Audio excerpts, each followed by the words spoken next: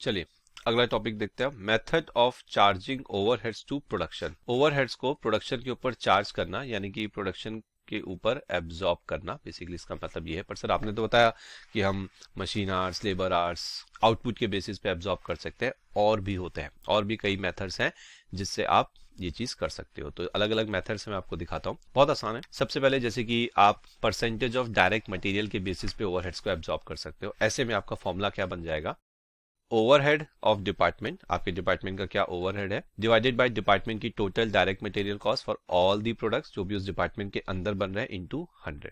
Basis क्या लिया है मैंने यहाँ पे, डायरेक्ट मटेरियल कंज्यूम्ड।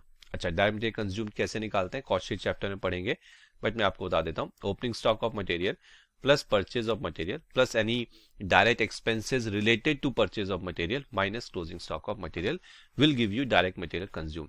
ये वो लेना है आपको यहाँ डिनोमिनेटर में, ठीक है। आइडियल फॉर, कब इस मेथड को यूज करेंगे, when material cost is a substantial portion of total cost. जब आपकी जो मटेरियल कॉस्ट कंज्यूम की कॉस्ट है, आपकी टोटल कॉस्ट का बहुत ही सब्सटेंशियल हिस्सा है, मतलब 50%, 60%, 70% तक मटेरियल कॉस्ट है, तब आप इसको एज अ एब्जॉर्प्शन बेसिस ले सकते हो। अब एक एग्जांपल देख लेते हैं तो पूरी तरह से क्लियर हो जाएगा। 3 प्रोडक्ट है A B C, department P में मटेरियल कॉस्ट कितनी है, 2 लाख, 1.5 लाख, 3.5 लाख। तो टोटल मटेरियल कॉस्ट कितनी हो गई, 3, 4, 5, 6, 7 लाख। और जो टोटल ओवरहेड है डिपार्टमेंट के वो 2 लाख है। तो ये देखो ओवरहेड कितने हैं, 2 लाख, और मटेरियल की कॉस्ट कितनी है, 7 लाख। तो 2 lakh divided by 7 lakh into 100 is equals to 28.57%। इसका मीनिंग समझना, 28.57% का मतलब ये होता है कि इसका मीनिंग ये होता है कि आपका जो ओवरहेड है ये, वो मटेरियल का 28.57% है, बस यही मतलब होता है। तो प्रोडक्ट ए पे कितना ओवरहेड जाएगा, प्रोडक्ट ए की मटेरियल कॉस्ट देख लो 2 लाख, उसका 28.57% ले लो, दैट्स इट। सेम चीज यहां करो, सेम चीज सी के लिए करो, दैट्स इट, डन। टोटल इतना आ रहा है, 5 रुपए का फर्क है, वो राउंडिंग ऑफ की वजह से होगी। आ गया समझ में मेथड। चलिए उसके बाद अगला है परसेंटेज ऑफ प्राइम कॉस्ट। तो यहाँ पे क्या होता होगा, जस्ट इमेजिन, यहाँ पे आपका बेसिस क्या होता होगा, सर प्राइम कॉस्ट होगी बेसिस। अब प्राइम कॉस्ट क्या होती है, direct material cost, direct labour cost, and यहाँ पे डायरेक्ट एक्सपेंस भी होता है प्राइम कॉस्ट के अंदर, ठीक है। So formula overhead divided by prime cost into 100, ठीक है। Ideal for considering both material labour contribution to overhead. तो ये तब आइडियल है जब आपकी टोटल कॉस्ट में मटेरियल और लेबर का जो प्रपोर्शन है बहुत ज्यादा है, या क्वेश्चन में दिया हुआ है कि भाई प्राइम कॉस्ट से कर दो, तो पहले प्राइम कॉस्ट निकालनी पड़ेगी, ध्यान रखना, फिर आप रेट निकालोगे। तो एग्जाम्पल है, 3 प्रोडक्ट है, उनकी प्राइम कॉस्ट है 50,000, 15,000 और 3,500 रिस्पेक्टिवली। टोटल ओवरहेड 1 लाख है, तो इन तीनों का टोटल कर लो पहले तो ये आ जाएगा 1 लाख। सो 1 लाख डिवाइडेड बाय 1 लाख, तो 100%, यानी कि आपके जो ओवरहेड्स हैं वो प्राइम कॉस्ट का 100% है, ठीक है। प्रोडक्ट ए के ऊपर कितना प्राइम कॉस्ट है, 50,000, और ओवरहेड कितना है 100%, तो 50,000 का 100% 50,000, यहाँ पे 15, यहाँ पे 35, दैट्स इट। अगला मेथड है percentage of direct labour cost. अब तो आई थिंक आपको फ्लो समझ में आ गया। यहाँ पे जो ओवरहेड है वो लेबर कॉस्ट के बेसिस पे अपोर्शन होंगे। तो ये रही लेबर कॉस्ट तीनों प्रोडक्ट की, 70,000, 30,000, 50,000, और ओवरहेड्स 3 लाख के हैं। तीनों को ऐड कर दो तो 1.5 लाख आ गया। तो 3 लाख डिवाइडेड बाय 1.5 लाख, यानी कि आपके ओवरहेड आपकी लेबर कॉस्ट का 200% है, ठीक है। प्रोडक्ट ए की लेबर कॉस्ट कितनी है, 70,000, तो उसका 200% यानी कि 1,40,000 ओवरहेड हो जाएगा। बी का 30,000 है तो उसका 60,000, इसका 50,000 है, तो 1 लाख। लेबर आवर रेट कैसे निकाला जाता है, ध्यान से देखिए। यहाँ पे जब भी लेबर आवर, ये एक इंपॉर्टेंट है, कई बार यूज होता है क्वेश्चंस में। ओवरहेड ले लो divided by direct labour hours कर दो, ठीक है। तो लेबर आवर्स ये है 7,000, 3,000, 5,000, टोटल ओवरहेड्स 3 लाख है, तो 15,000 से डिवाइड किया तो 1 आवर पे 20 रुपए हो गया। 20 रुपए प्रति आवर आपका ओवरहेड का एब्जॉर्प्शन रेट है, यानी कि 1 घंटे में 20 रुपए के ओवरहेड एब्जॉर्ब करता हूं। तो प्रोडक्ट ए को बनाने के लिए 7,000 घंटे लगते हैं, तो कितना ओवरहेड एब्जॉर्ब होगा, 7,000 इंटू 20, 1,40,000। बी के लिए 3,000 घंटे लगते हैं, 30,000 इंटू 20, 60,000। सी के लिए 5,000 घंटे लगते हैं, तो 5,000 इंटू 20, 1 लाख, ठीक है। उसके बाद है मशीन आवर रेट, जो कि बहुत ही ज्यादा इंपॉर्टेंट है, जिसे हम डिटेल में डिस्कस करेंगे 1-2 स्लाइड्स के बाद। फॉर्मूला बता देता हूं, overhead divided by machine hours किया जाता है यहाँ पे, just a second. Overhead divided by machine hours करोगे तो आपको ये मिल जाएगा कि 1 घंटा जब मशीन चलती है तो उस पर कितना ओवरहेड एब्जॉर्ब करता है, ठीक है। करेंगे। और आइडियल है assessing cost related to machinery usage, ठीक है। मशीन आवर रेट तब यूज करते हैं जब मशीनरी से रिलेटेड जो कॉस्ट होती है उसका एब्जॉर्प्शन रेट निकालना होता है। We will see that in detail. अच्छा, लेबर का मैं बताना भूल गया था, ideal for operations with significant labour involvement and minimal machinery. तो वो ऑपरेशंस या वो प्रोडक्ट्स जिसको बनाने के लिए लेबर आवर्स का बहुत ज्यादा इस्तेमाल होता है एज कंपेयर टू मशीनरी, तो वहां पे जरूरी है कि आप लेबर आवर रेट का यूज करें, ना कि मशीन आवर रेट का। और तीसरा सबसे आसान, rate per unit of output. यहाँ पे आप अपने ओवरहेड को जो भी एक्सपेक्टेड डिमांड है प्रोडक्ट की या जो आउटपुट है उससे डिवाइड कर दीजिए। आइडियल किसके लिए ये? Predicting cost concerning anticipated demand और प्रोडक्शन वॉल्यूम, यानी कि जब आप कॉस्ट को प्रिडिक्ट कर रहे हो किसी एंटिसिपेट भविष्य की डिमांड या आपके प्रोडक्शन वॉल्यूम के लिए, तब आप इस मेथड को यूज करो। तो ये रहा आपका आउटपुट, 5,000, 3,000, 2,000, टोटल 10,000, 1 लाख की ओवरहेड कॉस्ट है। 1 यूनिट पे 10 रुपए का ओवरहेड एब्जॉर्ब होगा। अब यहाँ पे 5,000 है तो यहाँ पे 50,000 एब्जॉर्ब होगा, 30,000, 20,000। ठीक है, तो आई होप आपको समझ में आ गया ये जो अलग अलग तरीके हैं जिससे आप ओवरहेड्स को एब्जॉर्ब करते हो। तो क्वेश्चन में थोड़ा फोकस बना के रखिएगा कि कौन सा वहां पे पूछा जा रहा है। चलो अब एक बार मशीन आवर रेट को क्विकली एक बार रिवाइज करते हैं, इंपॉर्टेंट होता है ये। देखो, दो तरह के मशीन आवर रेट होते हैं, एक होता है डायरेक्ट मशीन आवर रेट, एक होता है कॉम्प्रिहेंसिव। जनरली कॉम्प्रिहेंसिव ही होता है, आता है। तो डायरेक्ट मशीन आवर रेट में क्या होता है, चलिए, so direct machine hour rate इस मेथड में क्या होता है, ध्यान से देखिएगा इसकी definition. It considers the expenses directly related to machine operation. तो जैसे कि मैंने आपको बताया था कि मशीन आवर रेट हम इस्तेमाल करते हैं मशीन से रिलेटेड जो खर्चे होते हैं उसको एब्जॉर्ब करने के लिए 1 घंटा ऑफ मशीन पे, है ना। तो अगर आप डायरेक्ट मशीन आवर रेट निकाल रहे हो तो आपको सिर्फ कौन से एक्सपेंसेस लेने हैं जो मशीन ऑपरेशन से डायरेक्टली रिलेटेड होते हैं, जैसे कि पावर कंजम्पशन हो गया, डेप्रिसिएशन हो गया, रिपेयरिंग। ठीक है, तो इन सारे एक्सपेंसेस को लीजिए जो कि मशीन से डायरेक्टली रिलेटेड है और उसे मशीन के ऑपरेशनल आवर से डिवाइड कर दीजिए। फोकस किसका होता है, किस चीज पे होता है इस मेथड का? Specifically targeted expenses connected to machine functionality. तो इसमें सिर्फ उन्हीं ओवरहेड्स को या उन्हीं एक्सपेंसेस को लिए जाते हैं जो मशीन के फंक्शन से डायरेक्टली रिलेटेड होते हैं। ठीक है, एग्जाम्पल देख लेते हैं। In a manufacturing department a machine runs for 200 hours in a month. ठीक है, expenses related to machine are depreciation 3,000 का है और रिपेयर 1,000 है। तो total expenses related to machine operation 4,000 हो गया और टाइम हो गया 1 महीने का 200 घंटे। तो 1 घंटे यानी कि 1 मशीन आवर पे 20 रुपए का ओवरहेड आप यहाँ पे एब्जॉर्ब करोगे। अब देखते हैं कंप्रीहेंसिव मशीन आवर। तो कंसीडर ब्रॉडर मैन्युफैक्चरिंग एक्सपेंसेस। तो जैसे ब्रॉडर वर्ड मतलब देखो इसके अंदर भी मशीन से रिलेटेड एक्सपेंसेस ही लेते हैं, लेकिन सिर्फ डायरेक्टली रिलेटेड नहीं, जो इनडायरेक्टली रिलेटेड है वो भी कंसीडर करें। ठीक है, so consider broader manufacturing expenses like supervision. Machine में जो सुपरवाइजर होते हैं मशीन के, तो सुपरवाइजर की जो सैलरी दे रहे हो वो भी मशीन से रिलेटेड हो गई थोड़ी बहुत। ठीक है, shop maintenance, rent etcetera not directly relate attributed to a machine. तो फॉर्मूला बहुत ध्यान से देखना। डायरेक्ट मशीन एक्सपेंसेस ये वो वाले हैं जो मैंने आपको ऊपर बताए थे यहाँ पे डायरेक्ट मशीन आवर रेट में, और फिर एडिशनल मैन्युफैक्चरिंग कॉस्ट जो कि मशीन से रिलेटेड है। ठीक है, divided by estimated operational hours. Focus, it includes wider manufacturing expenses for more comprehensive view of machine related को। तो देखो आप फर्क समझ में गए होंगे कि अगर हम comprehensive machine hour rate use कर रहे हैं जो जनरली किया जाता है, तो बेसिकली हम ये देखते हैं कि मशीन जब 1 घंटा चलती है तो उस पर टोटल कितनी कॉस्ट लगती है, ओवरहेड की कॉस्ट जो मशीन से रिलेटेड है। ठीक है, तो एग्जाम्पल है इसका 200 घंटे है मशीन का रनिंग ऑपरेशनल आवर्स 1 महीने के अंदर, और जो एक्सपेंसेस हैं डेप्रिसिएशन, रिपेयर, ये दोनों तो हो गए जो कि डायरेक्टली रिलेटेड है, और फैक्ट्री का रेंट जो मशीन के ऊपर आपने एलोकेट किया वो है 2,000 इनडायरेक्ट। ठीक है, तो टोटल हो गया आपका ये 3 और 1 4 2 6,000 डिवाइडेड बाय 200। तो 1 घंटे पे आप 30 रुपए के ओवरहेड यहाँ पे एब्जॉर्ब करोगे। चलिए, इसमें कुछ क्वेश्चन सॉल्वर पॉइंट्स है, कुछ नहीं है, 5 क्वेश्चन सॉल्वर पॉइंट्स मैंने आपके लिए डाले हैं, ध्यान से देखिएगा। तो सबसे पहले number 1, allocation of expenses between standing and variable expenses are must. अब इसमें कई बार स्टूडेंट्स एक डाउट लेके आते हैं कि सर जब भी हम मशीन आवर रेट निकालते हैं तो ओवरहेड्स को या मशीन की जो कॉस्ट है उसको स्टैंडिंग और वेरिएबल एक्सपेंस में दिखाना जरूरी है या हम कैसे भी दिखा सकते हैं। तो द आंसर आपके सामने है कि this is must.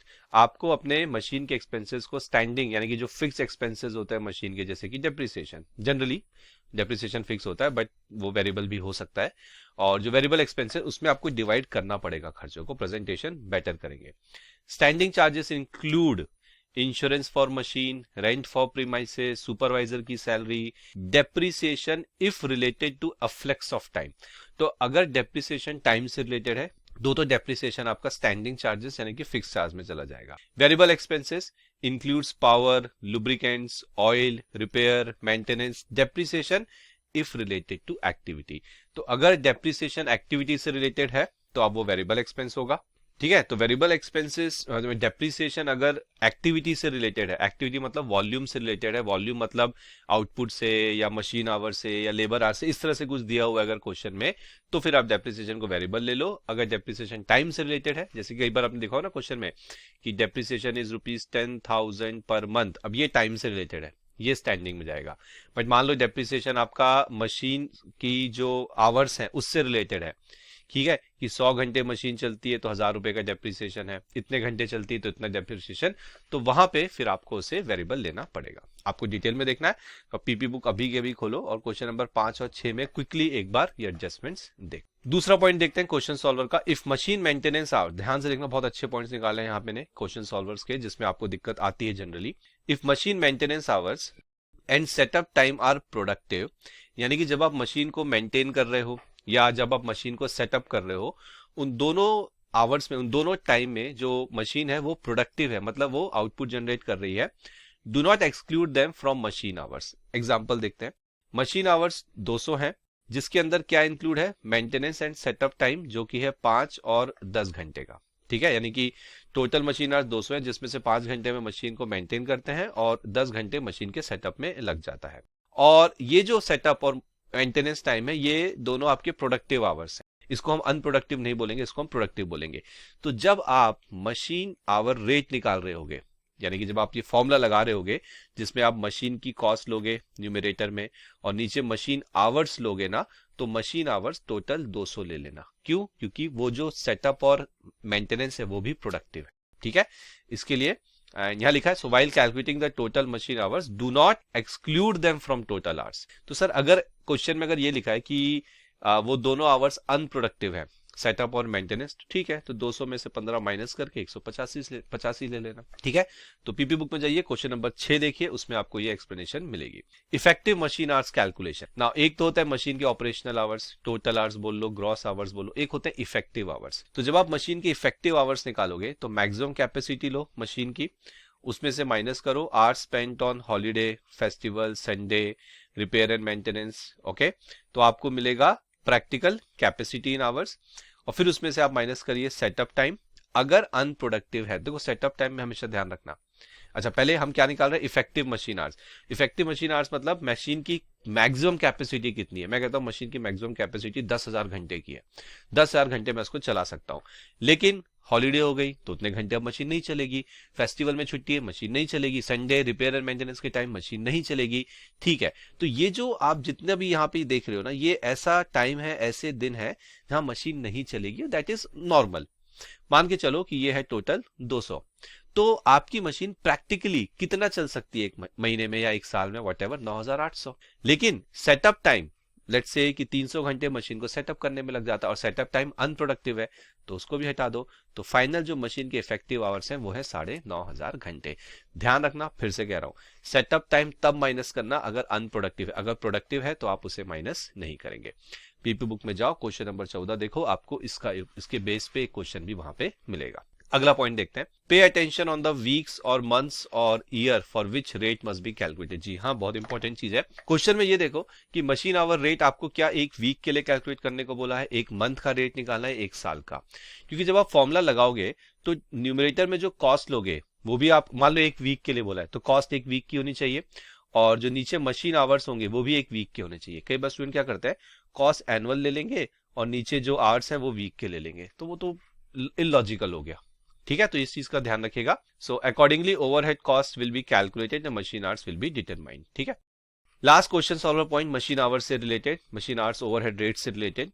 When calculating the machine hour rate with the use of computer, ध्यान से ना, इसके ऊपर सीधा सीधा एक क्वेश्चन है, क्वेश्चन नंबर 35 और एक और है क्वेश्चन नंबर 36। ठीक है, when calculating the machine hour rate with the use of computer include computer charges along with other machine overheads, and in case of without the use of computer use only overheads of machine। बहुत simple है, इसका मतलब आपको बताता हूं, जब आप machine hour rate निकालोगे with the use of computer, इसको एक साथ पढ़ो, machine hour rate with the use of computer. ठीक है, तो जो ओवरहेड्स आप लोगे ना, ये जो कॉस्ट आप लोगे न्यूमरेटर में फॉर्मूले में, उसके अंदर कंप्यूटर चार्जेस को इंक्लूड कर लेना। Without the use of computer वाले मशीन आवर्स लोगे, वहां पे आप सिर्फ वो वाले ओवरहेड्स लोगे जो मशीन से रिलेटेड है, कंप्यूटर चार्जेस आपको नहीं लेना है। एग्जांपल देखो, मशीन के ओवरहेड्स कितने हैं 10,000, कंप्यूटर चार्जेस हैं 2,000, total machine hours along with computer usage है 1,000, total machine hours without computer usage है 600। देयरफॉर टोटल मशीन आवर्स कितने हो गए पीरियड में 1600 घंटे। तो एक सपोज करो 1 महीने का डेटा है, तो 1 महीने में आपके जो मशीन आवर्स हैं कंप्यूटर के साथ वो 1,000 है, मशीन आवर्स बिना कंप्यूटर के 600 है, तो टोटल मशीन आवर्स कितने हो गए 1600। तो अगर मैं ध्यान से देखना इसके बाद मुझे क्या निकालना है मशीन आवर रेट निकालना है ना विद कंप्यूटर और विदाउट कंप्यूटर। अब मैं सबसे पहले क्या करूंगा प्रोपोर्शनेट ओवरहेड्स विद कंप्यूटर। मेरे मशीन ओवरहेड्स कितने हैं 10,000, कितने घंटे के हैं ये देखो मशीन के जो ओवरहेड्स हैं वो तो पूरा 1600 घंटे के ऊपर जाएंगे, ठीक है, क्योंकि 1600 घंटे में 600 घंटे और 1000 घंटे हैं, और 600 और 1000 घंटे में मशीन तो यूज हो ही रही है, तो मशीन के ओवरहेड्स तो 1600 घंटे के हिसाब से हो गए, ठीक है। लेकिन विद कंप्यूटर के आवर्स कितने हैं आपके 1000, तो इंटू 1000 कर दो, तो आउट ऑफ टोटल 10,000 6250 ओवरहेड्स आपके क्या हो गए overheads related with computer, and without computer में कितना आ जाएगा इंटू 600 कर दो तो 3750। अब ध्यान देना, तो जब आप मशीन आवर का रेट निकालोगे विथ कंप्यूटर, तो क्या बोला था मैंने विथ कंप्यूटर में कौन से आवर्स लोगे कंप्यूटर वाले आवर्स जो कि है 1000, ऊपर कॉस्ट कितनी लोगे ये देखो कॉस्ट कितनी लोगे दो विथ कंप्यूटर वाला है ना, तो 2000 तो कंप्यूटर चार्ज आ गए, प्लस वो ओवरहेड्स जो कंप्यूटर यूज करते वक्त मशीन के होते हैं 6250, तो रेट आ गया 8.25 रुपए प्रति घंटा। और machine hour rate without computer में कुछ नहीं, ये वाले ओवरहेड्स ले लो जो विदाउट कंप्यूटर वाले हैं, और कंप्यूटर चार्जेस मत लेना, डिवाइड कर दो 600 से, तो ये आ गया 6.25 पर आवर। तो जाइए क्वेश्चन नंबर 35 और 36 देखिए पीपी बुक का, वो इसी पे बेस्ड है। चलिए टाइप्स देखते हैं, कुछ ओवरहेड रेट होते हैं अलग अलग टाइप के, बहुत सिंपल सा है। एक होता है नॉर्मल रेट, एक होता है प्री डिटरमिन रेट, एक होता है ब्लैंकेट ओवरहेड रेट, एक होता है departmental rate. Normal rate is calculated by dividing the actual overheads bye actual base, इसको एक्चुअल रेट भी बोलते हैं। तो कई बार स्टूडेंट कंफ्यूज हो जाते हैं सर नॉर्मल रेट में एक्चुअल ओवरहेड एक्चुअल बेस ले रहे हो, हाँ यही फॉर्मूला है इसका, ठीक है। तो जब आपको नॉर्मल रेट निकालना हो या जब आपको एक्चुअल रेट निकालना हो तो please take actual overheads divided by actual base. अब बेस आपको पता है यूनिट्स हो सकती है, लेबर आवर्स हो सकते हैं, मशीन आवर्स हो सकते हैं, या कुछ और हो सकता है, बट जो भी होगा वो एक्चुअल होगा। प्री डिटरमिन रेट, तो अभी तक आप जितने भी ओवरहेड रेट देखते आए हो, जितना भी हम रिवाइज कर लिया हमने, उसमें जो भी रेट हमने यूज किया वो प्री डिटरमिन यानी कि एक बजटेड और एस्टिमेटेड रेट है। तो इसमें जो भी डेटा होता है न्यूमरेटर डिनोमिनेटर में वो बजटेड ही होता है। So determined in advance by estimating the overheads for the period to be used, calculated using the estimated overheads and anticipated volume of production. Blanket overhead rate क्या होता है? Suppose करो एक company के अंदर 3 डिपार्टमेंट है A, B, C। मैं चाहूं तो ओवरहेड रेट इंडिविजुअल डिपार्टमेंट का निकाल सकता हूं, अगर ऐसा करता हूं तो उसको बोलते हैं डिपार्टमेंटल रेट। मैं चाहूं तो तीनों डिपार्टमेंट के ओवरहेड्स को एक साथ जोड़ के एक एक्टिविटी लेवल से डिवाइड करके एक सिंगल रेट निकाल सकता हूं जिसको बोलते हैं ब्लैंकेट ओवरहेड रेट। तो blanket rate is also known as single overhead rate, ठीक है।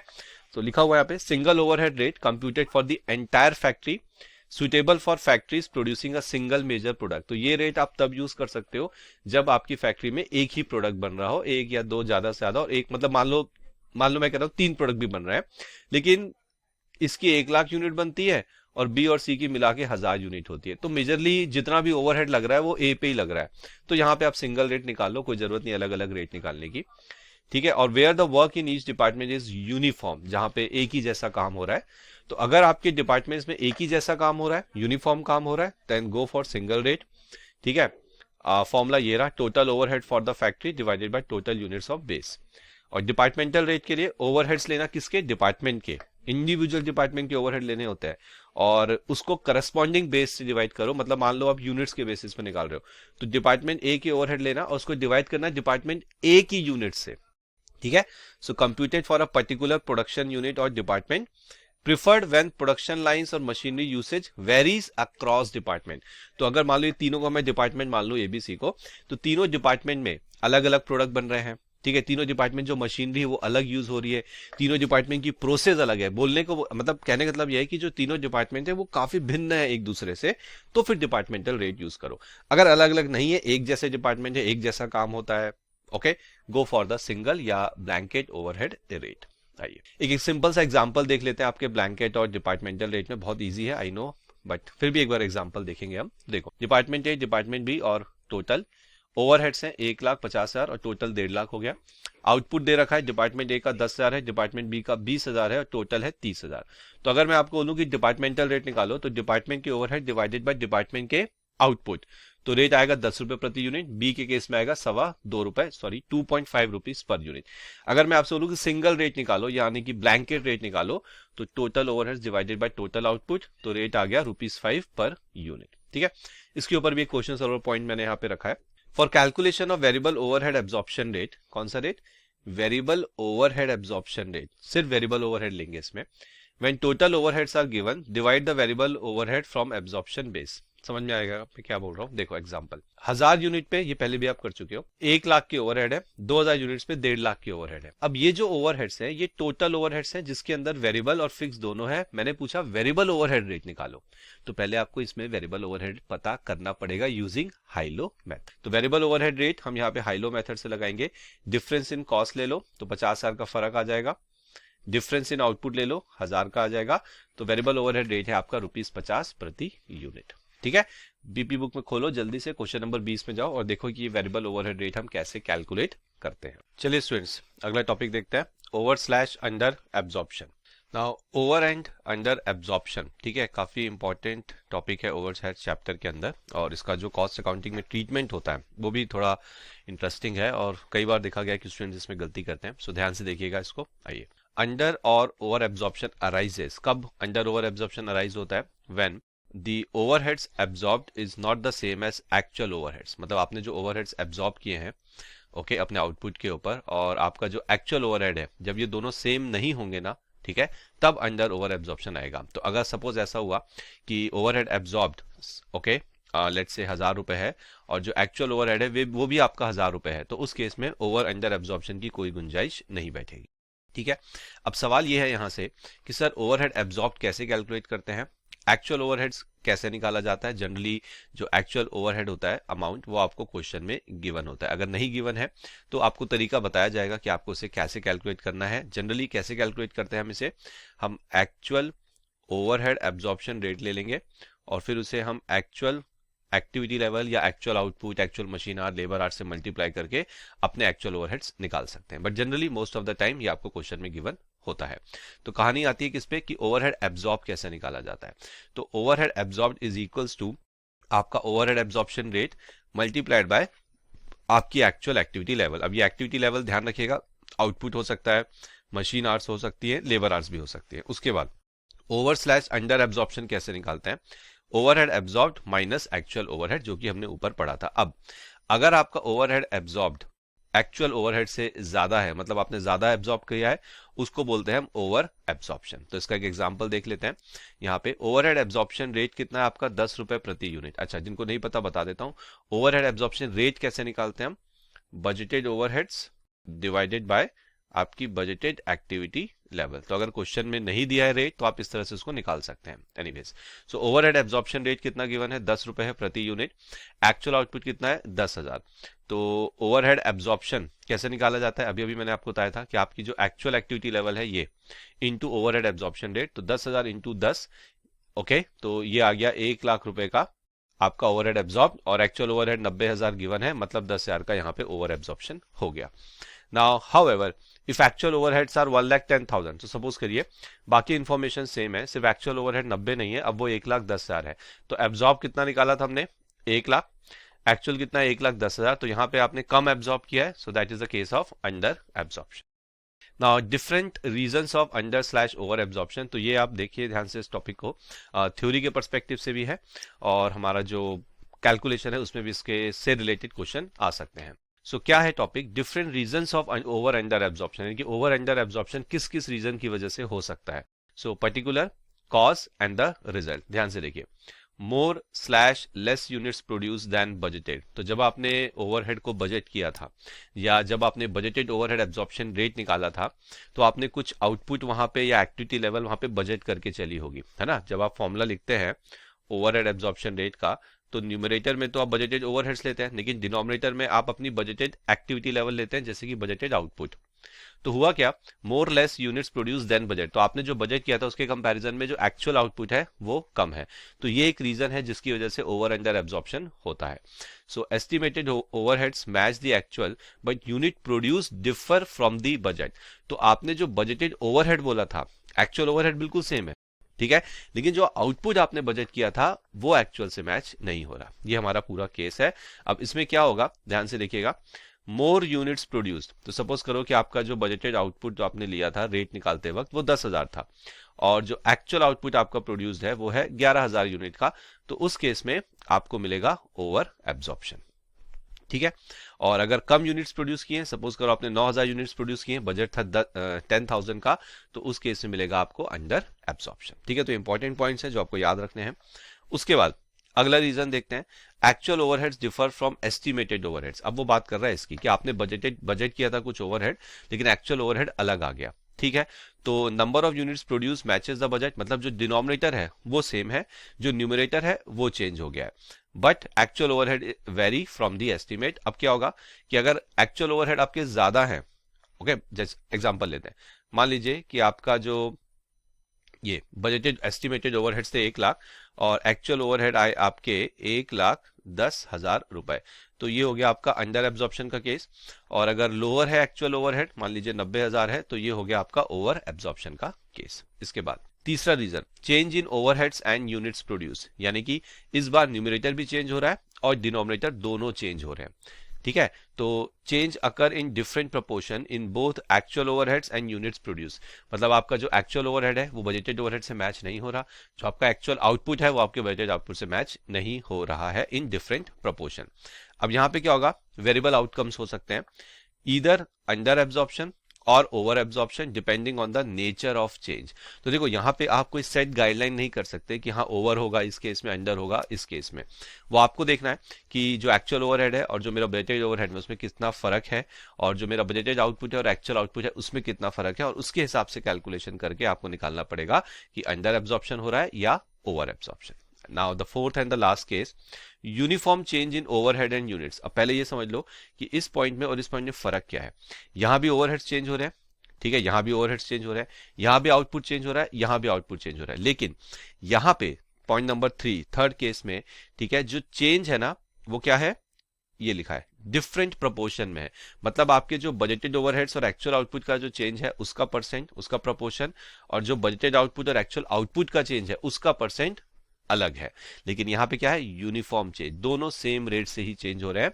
तो यहां पे देखो क्या लिखा है, नो अंडर और ओवर एब्जॉर्प्शन, अगर कोई अंडर ओवर एब्जॉर्प्शन नहीं होगा। आई कहानी समझ में? तो इंपॉर्टेंट पॉइंट है, इसको ध्यान रखिएगा। ठीक है, एग्जाम में आपको इससे पूछा जा सकता है। Now there is a note, remember the difference between actual and absorbed factory overheads will be minimum if overhead rate is calculated at normal capacity। तो इंपॉर्टेंट नोट है, लिख लीजिए, मल्टीपल चॉइस क्वेश्चन में आपसे पूछा जा सकता है कि कौन सी कैपेसिटी है जिसपे ओवरहेड रेट कैलकुलेट करने पर हमारा जो डिफरेंस होता है एक्चुअल और एब्जॉर्ब फैक्ट्री ओवरहेड का वो मिनिमम होता है, कम से कम होता है, तो वो है आपकी नॉर्मल कैपेसिटी। तो जब भी आप नॉर्मल कैपेसिटी को, अच्छा अब इसमें आप ये सोचें कि सर रेट नॉर्मल कैपेसिटी क्या है, कुछ नहीं है। जब आप ओवरहेड रेट निकालते हो तो न्यूमरेटर में बजटेड ओवरहेड्स लेते हो और डिनोमिनेटर में आप अपना बजटेड आउटपुट लेते हो। अब ये जो बजटेड आउटपुट है ये आप अपनी नॉर्मल कैपेसिटी में अगर लेते हो कि नॉर्मली आप कितना प्रोड्यूस कर सकते हो, नॉर्मली आपका आउटपुट कितना होता है, नॉर्मली आपके लेबर आवर्स कितना होता है, अगर आप नॉर्मल कैपेसिटी पे लेते हो तो उस केस में जो एक्चुअल और एब्जॉर्ब फैक्ट्री ओवरहेड्स का डिफरेंस है वो कम से कम होता है। रीजन बहुत सिंपल है कि भाई अगर तुमने नॉर्मल कैपेसिटी ली है कि नॉर्मली मैं इतना बना सकता हूं, तो जो तुमने एक्चुअल बनाया है वो उसके काफी क्लोज होगा, तो जो डिफरेंस आएगा वो बहुत ज्यादा नहीं आता। ठीक है, अच्छा पॉइंट था ये। अब बात करते हैं हम treatment of under slash over absorption. ठीक है, यानी कि अंडर और ओवर एब्जॉर्प्शन का क्या ट्रीटमेंट होता है कॉस्ट अकाउंटिंग के अंदर। सो ध्यान से देखिएगा, एक फ्लो चार्ट है, is there any under slash over absorption of overhead. क्या क्वेश्चन में, ध्यान सुनिएगा, क्या क्वेश्चन में अंडर ओवर एब्जॉर्प्शन निकल के आया? आपने बोला हाँ निकल के आया। अगर नहीं निकल के आया तो कहानी वहीं खत्म हो गई, है ना। But yes there is under और ओवर एब्जॉर्प्शन, ठीक है। Amount of under slash over absorption are small. क्या अंडर ओवर एब्जॉर्प्शन का अमाउंट बहुत ही छोटा है? आपने कहा हाँ बहुत ही छोटा सा अमाउंट है, 100 रुपए 200 रुपए लेट से, ठीक है, तो आप उसे क्या करोगे, अपने costing profit and loss account में ले जाके छोड़ दोगे। ठीक है, लेकिन सपोज आपने कहा कि नहीं, जो अमाउंट है वो छोटा नहीं है, हम उसे इग्नोर नहीं कर सकते, हम उसे कॉस्टिंग पीरियड में नहीं ले जा सकते, हमें उसका ट्रीटमेंट करना पड़ेगा।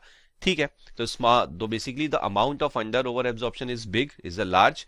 ठीक है, अब पहले आपको इसमें मतलब जो ट्रीटमेंट होगा वो तो होगा, लेकिन उससे पहले आपको ये जानना है क्या ये due to wrong estimation and abnormal reason हुआ है। क्या ये जो अंडर ओवर एब्जॉर्प्शन हुआ इतना ज्यादा, इतना लार्ज अमाउंट, वो इसलिए हुआ है कि आपने एस्टिमेशन गलत किए थे स्टार्टिंग में जब आपने बजटेड ओवरहेड्स या बजटेड एक्टिविटी लेवल निकाले थे, या किसी एबनॉर्मल रीजन की वजह से हुआ है? आपने कहा हाँ ये तो किसी एबनॉर्मल रीजन की वजह से हुआ है, तो इसको भी आप कॉस्टिंग पीएनएल में लेके जाओ। तो कॉस्टिंग पीएनएल में आपके अंडर ओवर एब्जॉर्प्शन जाते हैं, हाँ कब? जब या तो अमाउंट बहुत स्मॉल हो, या अगर अमाउंट बड़ा है तो उसका जो रीजन है वो है wrong estimation and abnormal reasons. अब सपोज करिए आपने कहा कि नहीं भाई रॉन्ग एस्टिमेशन नहीं हुआ है, हमने कोई गलती नहीं करी एस्टिमेशन में, कोई एबनॉर्मल रीजन नहीं है अंडर ओवर एब्जॉर्प्शन का, तो जो भी अंडर एब्जॉर्प्शन हुआ है वो नॉर्मल रीजंस की वजह से हुआ है, ठीक है।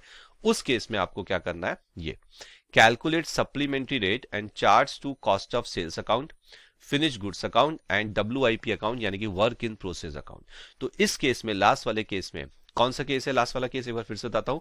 जब अंडर ओवर एब्जॉर्प्शन का अमाउंट स्मॉल नहीं है, ठीक है, वो लार्ज अमाउंट है, और वो रॉन्ग एस्टिमेशन या एबनॉर्मल रीजंस की वजह से नहीं हुआ है, नॉर्मल रीजंस की वजह से हुआ है, तब आपको सप्लीमेंट्री रेट का कैलकुलेशन करना है। अब क्या होता है सप्लीमेंट्री रेट, कैसे कैलकुलेट करते हैं, वो हम यहां पे देखेंगे, और फिर इसका एक एग्जाम्पल भी हम देखते हैं। चलिए, so calculation of supplementary rate, if under/over absorption is small or due to abnormal reason, charge it to costing profit and loss account। ठीक है, हमको पहले से ही पता है।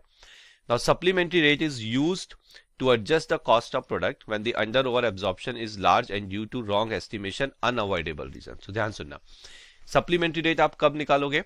अभी हमने ऊपर देखा था कि जब अमाउंट उसका लार्ज हो एंड अगर वो रॉन्ग एस्टिमेशंस की वजह से है, लेकिन ब्रैकेट में देखो यहाँ पे क्या लिखा है, अवॉइडेबल। तो अगर आप नो बोल रहे हो मतलब अनअवॉइडेबल रीजंस की वजह से होगा, ठीक है। तो ध्यान सुनना फिर से, सप्लीमेंट्री रेट क्या करेगा, वो आपके प्रोडक्ट की कॉस्ट को एडजस्ट करेगा। क्यों एडजस्ट करेगा?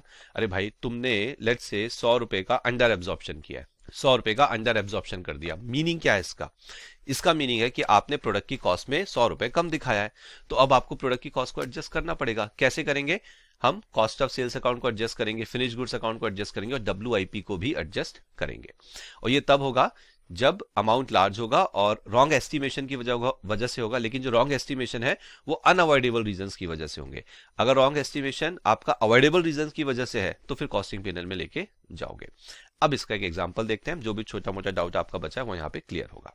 देखो, under over absorbed overheads, sorry under/ over absorbed overheads divided by units produce, ये क्या है सर? ये ना सप्लीमेंट्री रेट निकालने का फॉर्मूला है।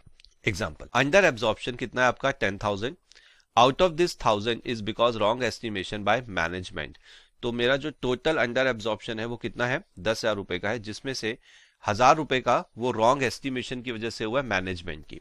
और मैं यहाँ पे ये मान रहा हूं कि ये जो 1,000 रुपए का है रॉन्ग एस्टिमेशन, ये आपका कौन सा रीजन है? अवॉइडेबल रीजन था, आप इसे अवॉइड कर सकते थे, आप नहीं कर पाए, ठीक है। तो ये 1,000 तो चला गया costing profit and loss account में, इसकी टेंशन हमको नहीं लेनी है, ठीक है ना। 9,000 is because of change in market price. अब जो 9,000 का जो चेंज है, ओके, जो 9,000 का आपका अंडर एब्जॉर्प्शन है, दैट इज नॉर्मल। क्यों? क्योंकि मार्केट प्राइस बढ़ गई तो आपका एक्चुअल अमाउंट बढ़ गया होगा, उसकी वजह से ये फर्क आ गया।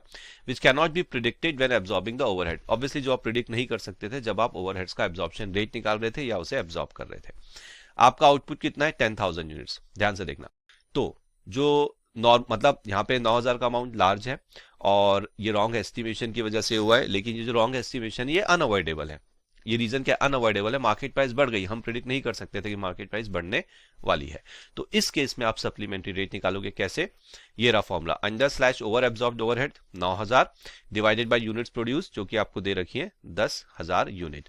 तो एक यूनिट के ऊपर कितना अंडर एब्जॉर्प्शन चला गया आपका? 9,000 डिवाइडेड बाय 10,000, तो एक यूनिट के ऊपर चला गया 0.9 प्रति यूनिट। चलिए, इसके बाद इस 10,000 यूनिट्स के अंदर जो फिनिश गुड्स का स्टॉक है वो 1,000 है, WIP 500 है, गुड्स सोल्ड 8,500। मतलब देखो 10,000 यूनिट्स थी, ठीक है, इसमें से 1,000 यूनिट्स आपके स्टॉक में पड़ी है, यानी कि क्लोजिंग स्टॉक, 500 यूनिट्स आपकी क्लोजिंग WIP है, और बाकी बची 8,500 यूनिट्स आप सेल कर चुके हो, ठीक है। और आपने क्या निकाल लिया कि एक यूनिट पे 0.9 रुपीज का ओवरहेड कम एब्जॉर्ब हुआ है।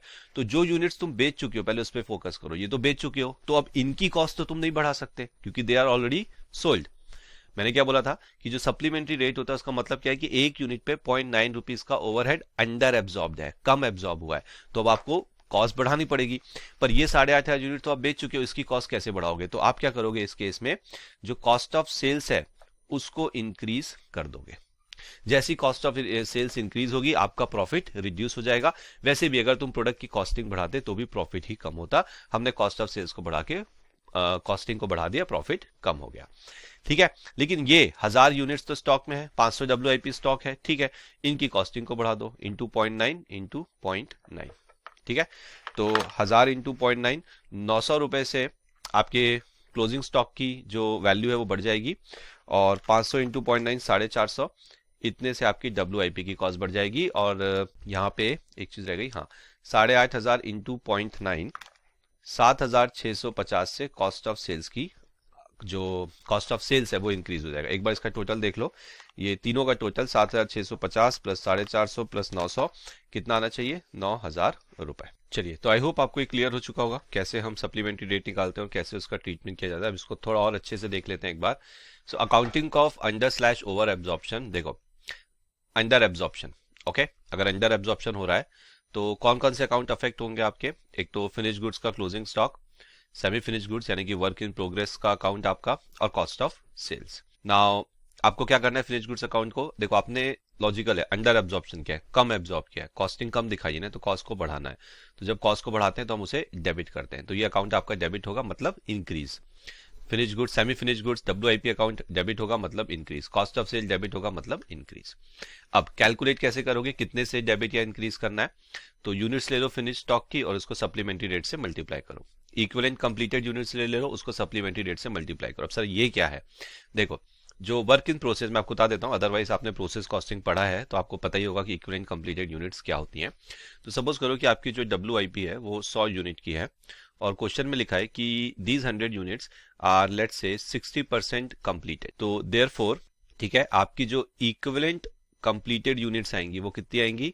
100 इंटू 60% यानी कि 60। तो यहाँ पे आपको 60 लेना है, ठीक है, इंटू सप्लीमेंट्री रेट। और कॉस्ट ऑफ सेल्स के केस में जो यूनिट्स आपने बेची हैं वो ले लो इंटू सप्लीमेंट्री रेट। अगर आप ध्यान दे रहे होंगे तो सेम चीज हमने यहाँ करी है। देखो, यूनिट्स इंटू सप्लीमेंट्री रेट, ठीक है, तो मैंने उसको चीज को यहाँ भी डाल दिया है। देखो, सप्लीमेंट्री रेट 0.9 आया था हमारा, तो 1000 इंटू 0.9 900, 500 इंटू 0.9 950, 450, और 8500 into 0.9 7650। Increase in closing stock, increase in WIP, increase in cost of sale. हाँ, increase in cost of sales means decrease in profit. आगे समझ में? चलो, अगर ओवर एब्जॉर्प्शन होता है तो क्या करना है? बहुत बढ़िया सर, आपने इसका भी एग्जांपल दिया है। हाँ, ताकि कोई भी किसी प्रकार का आपका डाउट ना रहे एग्जाम से पहले।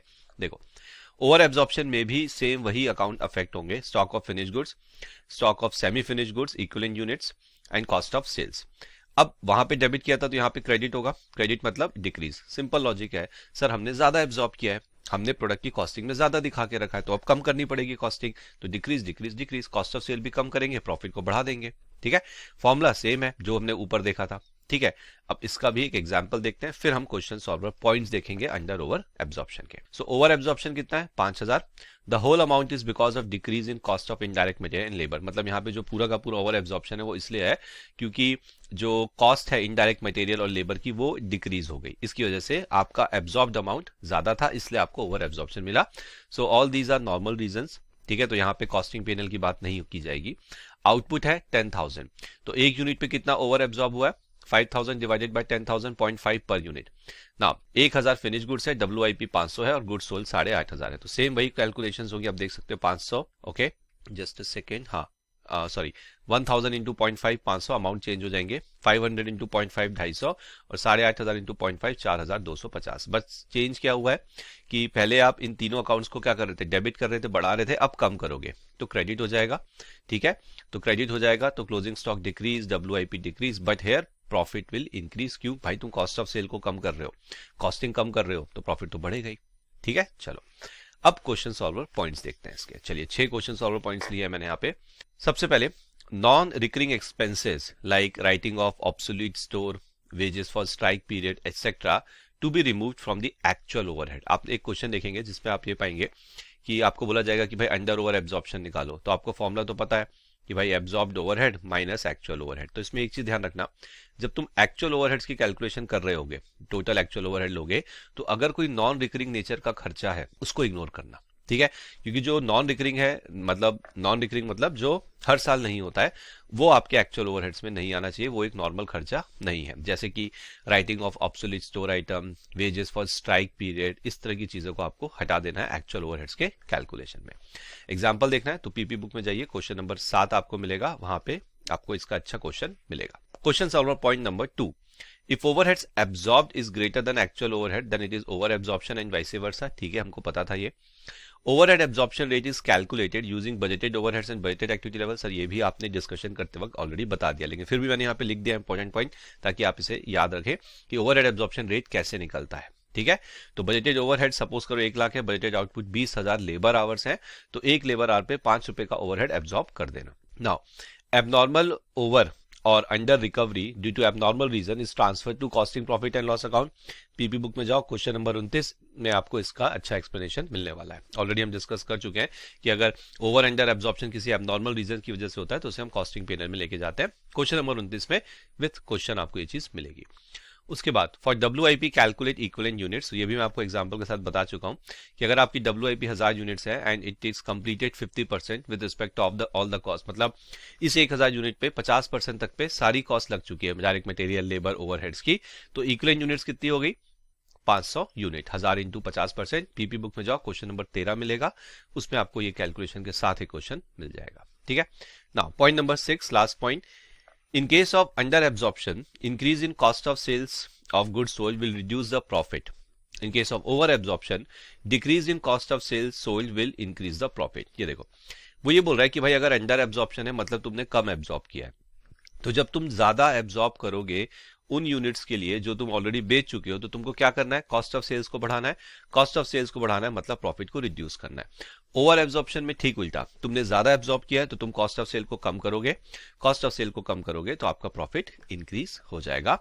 एग्जाम्पल, यूनिट सोल्ड सपोज करो 1000 है, सप्लीमेंट्री रेट 0.20 है अंडर एब्जॉर्प्शन का, तो कॉस्ट ऑफ सेल को आप, अच्छा अंडर एब्जॉर्प्शन है तो कॉस्ट ऑफ सेल को हमें बढ़ाना पड़ेगा, तो 1000 इंटू सप्लीमेंट्री रेट 0.20, 200 रुपए से, तो प्रॉफिट आपका कितने से कम हो जाएगा? 200 रुपए। ध्यान रखना प्रॉफिट कम हो जाएगा इस केस में। ठीक है, पीपी बुक में जाओ, क्वेश्चन नंबर 13 है जो आपको इससे रिलेटेड मिलेगा।